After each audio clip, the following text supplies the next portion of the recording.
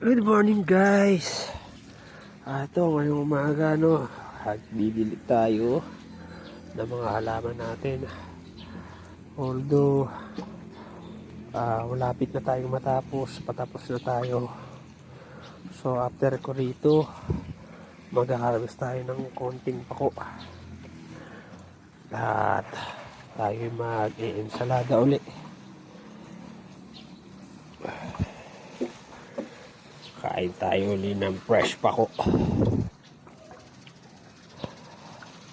So, diniligan ko muna.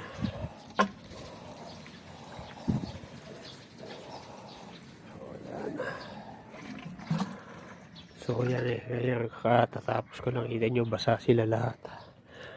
Katatapos lang natin dilig. So, ngayon tayo ay mag-harvest ng pako. So ayan. So hindi pala nakakaano yung pag-harvest niya hindi naman actually yung pinakatalbos lang, yung dulo na bago. So itong dahon na as long as malambot siya, maano nyo naman yan pagka hinawakan nyo. Katulad nito, malambot-lambot pa to. Yan, pwede pa natin yan i-ensalada. Hindi yung puro ganito lang yung kinukuha. Yung ito, kung kakainin mo lang din naman na agad, pwede mo siyang kunin. Hindi siya masama na harvestin. Pero kasi kung ganun yung naman ang kukunin mo, yung gantong klase na ipang-bebenta, hindi na siya applicable. Kasi bago dumating yung buong maghapon, pag yan, magiging magulang na yan, matigas na. So, ayun po ang kaibahan ng talbos at saka yung pagdahon na medyo magulang-gulang na yung kinukuha natin. Kahit naman niya, kahit hindi yung pinakatalbos yung nyo, as long as malambot pa siya, makakain natin ng ayos. Wala akong problema dun.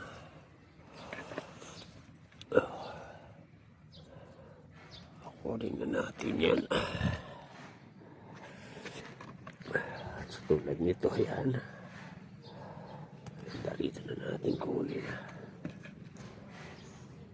So ayun pala ito yung tinanim natin na pinagputol-putol natin na bignay. So ayan, nabuhay na po sila. So pababayaan lang muna natin yan dyan. So ayan, harvestin na natin yan. Ayan po.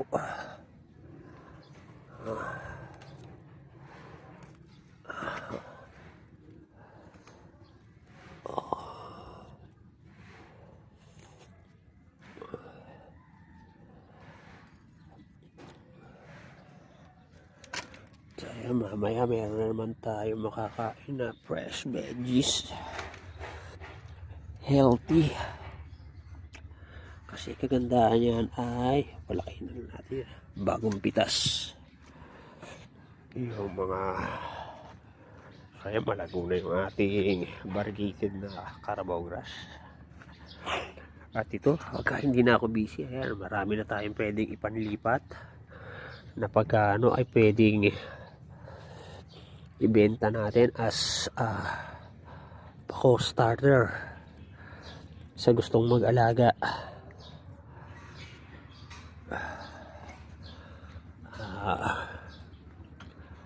Pagkain na po natin yan ay bibenta natin siya. Ayan.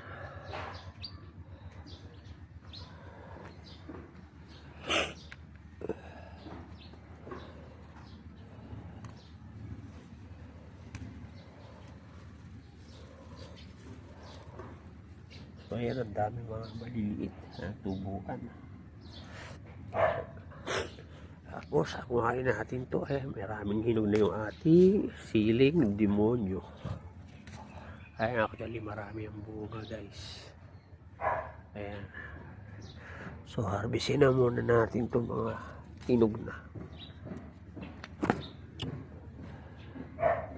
sayang.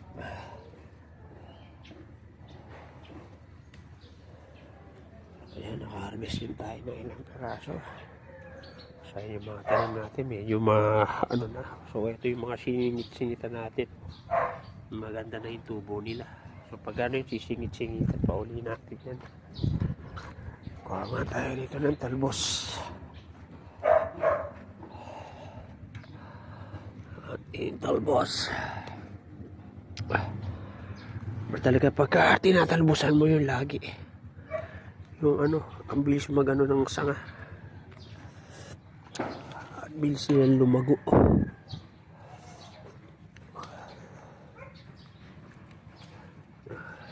Ayan, tanggal yan. Ito na yun, ayun, ang dami sanga, di ba? Ay lang kagandahan dyan eh. Actually, sarap to eh. Talbos na ng kamote. Tapos yan, no? Dahon ng ampalaya. Ayan, no? Putol tayo ng putol lang. Ang dahan yan, puro presyo. Ano natin? Kakainin mamaya, bagong pitas.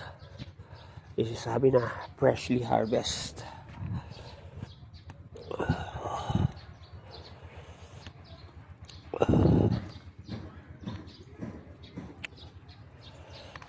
Ayan guys, enjoy na natin. Sabi, enjoy your fruit of labor. So ayan, tayo mag-harvest na muna. Sabi natin to na bagong pitas din na kamatis galing to sa bukid, kasi may naglako kanina.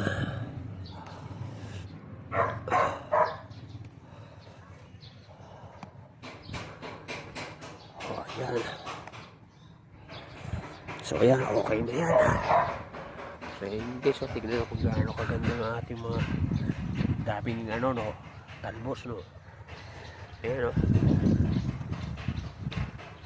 daming talbos ng ating, ayan, may lumalaki na yun ibang ano, kalabasa. Ayan, no, tubuan na yung tinanim natin, no, isang araw.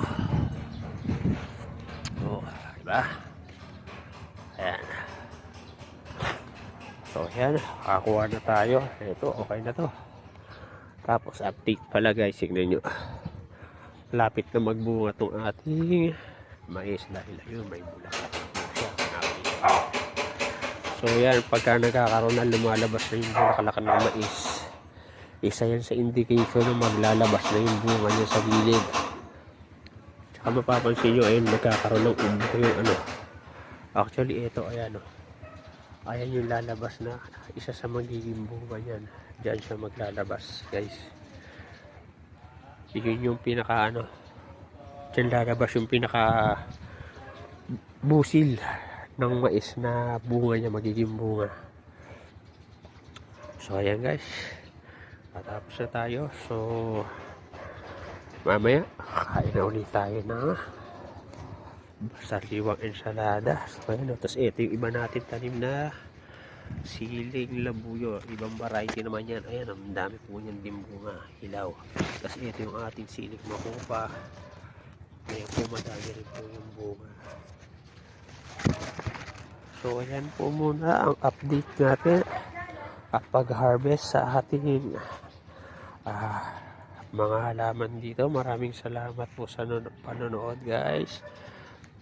Thank you for watching. God bless po.